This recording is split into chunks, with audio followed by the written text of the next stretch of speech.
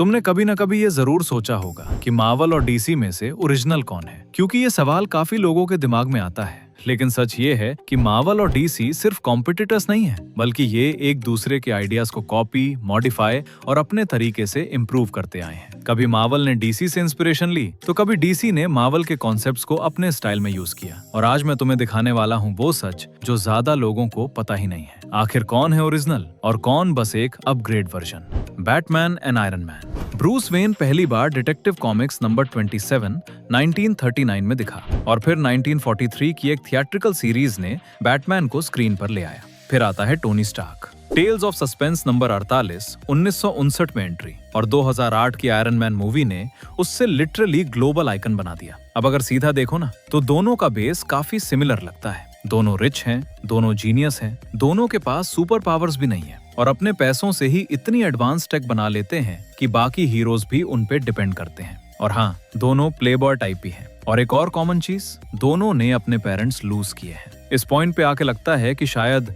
Batman ने ही iron man का idea inspire किया हो। दोनों का एटीट्यूड भी थोड़ा सिमिलर है। ब्रूस को लगता है कि वो गॉथम का सब कुछ खुद हैंडल कर सकता है और ऑनेस्टली वो काफी हद तक कर भी लेता है। उसके पास हर सिचुएशन का प्लान होता है, बिल्कुल टोनी की तरह, जिसके पास हर प्रॉब्लम के लिए कोई ना कोई गैजेट या सूट रेडी होता है। और फिर आते हैं उनके सपोर्ट सिस्टम, एल्फ्रेड और जार्विस। एल्फ्रेड एआई नहीं है, पर रोल ऑलमोस्ट सेम है। गाइडेंस, हेल्प, बैकअप, सब कुछ। लेकिन ये सब बस ऊपर ऊपर की सिमिलैरिटीज हैं। रियल डिफरेंस थोड़ा अंदर जाके समझ आता है। टोनी को अटेंशन पसंद है, वो ओपनली एक्सेप्ट करता है कि वो आयरन मैन है। I am Iron Man. पर बैटमैन बिल्कुल ऑपोजिट है। उसके लिए ब्रूस वेन एक कवर है, असली आइडेंटिटी बैटमैन है। टोनी की स्ट्रेंथ उसका दिमाग है, बैटमैन की स्ट्रेंथ उसका विल पावर और टेक यूज करने का स्टाइल भी अलग है। बैटमैन क्वाइटली काम करता है, शैडोज में। टोनी फुल स्टाइल के साथ एंट्री लेता है। एक लाइन में बोले तो एक चुपके से काम खत्म करता है और एक धमाके के साथ। एक्वामैन एंड नमोर, ये दोनों शायद सबसे ज्यादा सिमिलर कैरेक्टर्स हैं। पावर हो, रोल हो या पूरा किंगडम, सब कुछ ऑलमोस्ट सेम लगता है। पहले बात करते हैं नमोर की। नमोर, जिसे सब मरीनर भी कहते हैं, ये कॉमिक्स में पहली बार 1939 में सामने आया था। एक म्यूटेंट है, हाफ ह्यूमन हाफ अटलांटियन, और ये अटलांटिस का किंग है। उसकी एबिलिटीज काफी पावरफुल हैं। सुपर स्ट्रेंथ है, बॉडी काफी ड्यूरेबल है, पानी के अंदर अनबिलीवेबल स्पीड से मूव करता है और सी क्रीचर्स के साथ डायरेक्ट बात कर सकता है। और सबसे बड़ी बात, वो अकेला नहीं है, उसके पास पूरी अंडर वाटर आर्मी है। अब अगर डीसी साइड देखो, आर्थर करी यानी एक्वामैन, जो नवंबर 1941 में इंट्रोड्यूस हुआ, उसका बैकग्राउंड भी ऑलमोस्ट सेम है। फादर ह्यूमन, मदर अटलांटिस की क्वीन, और पावर्स काफी हद तक मैच करती हैं। Strength, speed in water, sea life control, सब कुछ सिमिलर फील देता है। तो ओवरऑल देखो, दोनों ही हाफ ह्यूमन हाफ अटलांटियन, दोनों अपनी अंडर वाटर दुनिया के किंग, दोनों आर्मीज लीड करते हैं और दोनों इतने पावरफुल हैं कि लैंड पर भी स्ट्रॉन्ग हीरोज को टक्कर दे सकते हैं। इसलिए ये कोइंसिडेंस कम और इंस्पिरेशन ज्यादा लगता है। एटम एंड एंटमैन, साइज छोटा पर काम बड़ा। पहली नजर में लगता है इनकी पावर सिंपल है, बस छोटा होना या बड़ा होना, पर असली गेम यहीं से स्टार्ट होता है। एटम जो अक्टूबर 1961 में इंट्रोड्यूस हुआ और एंटमैन जो जनवरी 1962 में इंट्रोड्यूस हुआ था, दोनों अपनी साइज कंट्रोल कर सकता है। कभी इतना छोटा जो जाता है कि आंखों से दिखे भी ना, और कभी इतना बड़ा हो जाता है कि सामने वाला हिल जाए। तरीका अलग है पर काम सेम। रे पामर अपना एटम सूट यूज करता है और हैंक पिम या स्कॉट लैंग के पास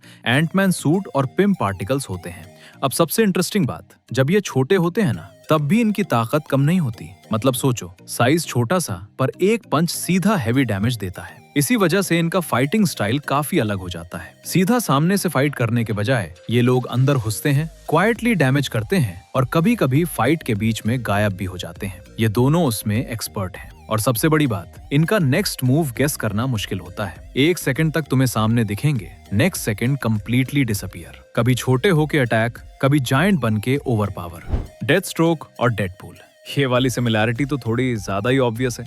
सीधी बात, डेडपूल को लोग मजाक में डेथस्ट्रोक का कॉपी बोलते हैं और इसका रीजन भी है। स्लेड विल्सन यानी डेथस्ट्रोक डीसी में 1980 में आया था। फिर लगभग 11 साल बाद मार्वल ने इंट्रोड्यूस किया वेड विल्सन। नाम तक इतना सिमिलर है कि क्लियरली एक जोक जैसा लगता है। दोनों ही टॉप लेवल मर्सिनरीज हैं। Fighting skills, weapons use, planning, सब काफी मैच करता है। लेकिन एक जगह बड़ा डिफरेंस है, डेडपूल का हीलिंग फैक्टर। वो इतना ज्यादा पावरफुल है कि उसे मारना ऑलमोस्ट इम्पॉसिबल हो जाता है। तो बेस सेम फील होता है, पर डेडपूल थोड़ा ज्यादा क्रेजी वर्जन लगता है। गार्डियन और कैप्टन अमेरिका। ये वाली स्टोरी थोड़ी इंटरेस्टिंग है। 1940 में जो साइमन और जैक कर्बी ने कैप्टन अमेरिका को क्रिएट किया। फिर बस एक साल बाद वो डीसी चले गए और वहां इंट्रोड्यूस किया गार्डियन 1942 में। मतलब सेम क्रिएटर्स और कॉन्सेप्ट भी काफी सिमिलर। जिम हार्पर यानी गार्डियन, उसके पास भी कोई सुपर पावर्स नहीं है, बिल्कुल कैप की तरह। एक स्ट्रॉन्ग सूट, एक शील्ड और बस स्किल और हिम्मत के दम पर लड़ता है। सीधी बात, कैप के पास सुपर सोल्जर सीरम है। गार्डियन सिर्फ अपनी ट्रेनिंग पे डिपेंड करता है।